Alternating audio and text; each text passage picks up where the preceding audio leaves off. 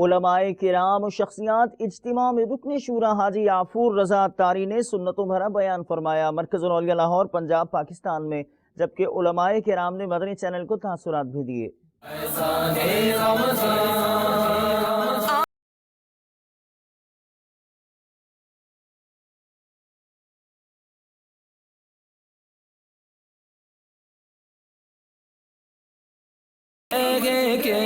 ملنے لگی شفا ہے، رمضان آ گیا ہے، ملنے لگی شفا ہے، رمضان آ گیا ہے، رمضان رمضان رمضان رمضان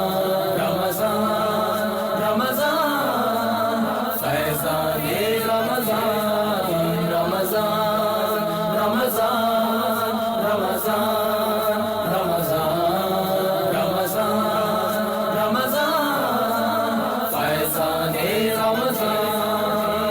کر کے قیام مومن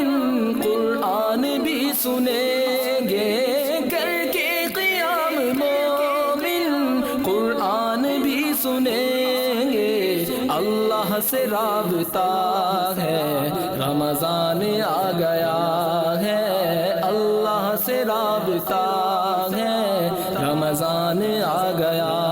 ہے، رمضان رمضان رمضان رمضان رمضان۔ یہ جان کر بڑی خوشی ہوئی کہ دعوت اسلامی دنیا کے 200 ممالک میں اپنی تبلیغ کے فرائض سر انجام اور عظیم الشان ادارے دعوت اسلامی کے تحت کام کر رہے ہیں۔ محترم علامہ مفتی ابوالبلال محمد الیاس قادری صاحب دامت برکاتہ القدسیہ کے زیر سایہ دنیا کے کونے کونے میں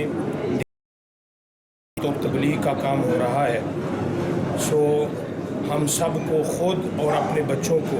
خصوصی طور پر دعوت اسلامی کے ساتھ منسلک کر کے دین اسلام کی خدمت کرنی چاہیے۔ میری دلی دعا ہے اللہ پاک اس تحریر کو مزید کامیابیوں سے ہمکنار فرمائے اور دین کا ڈنکا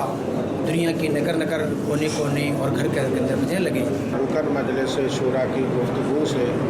دعوت اسلامی کے بارے میں بہت ساری نئی باتیں ہمارے علم میں آئی ہیں۔ عام طور پر تھوڑا بہت رابطہ دوستوں سے رہتا ہے، لیکن اتنی باتیں پہلے ہمارے علم میں نہیں تھی جو آج نئی باتیں آئی ہیں، خاص طور پر جو بچوں کی تعلیم و کام سار انجام دے رہی ہے، تو ماشاءاللہ اس کی جتنی بھی تعریف کی جائے وہ کم ہے۔ اللہ رب العزت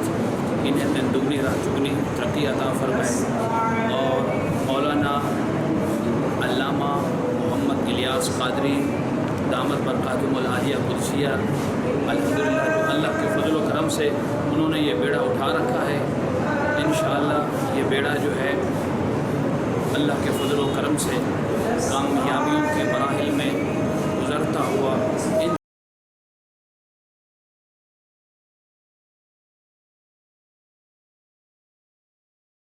دنیا کے کونے کونے میں پھیل رہے ہیں،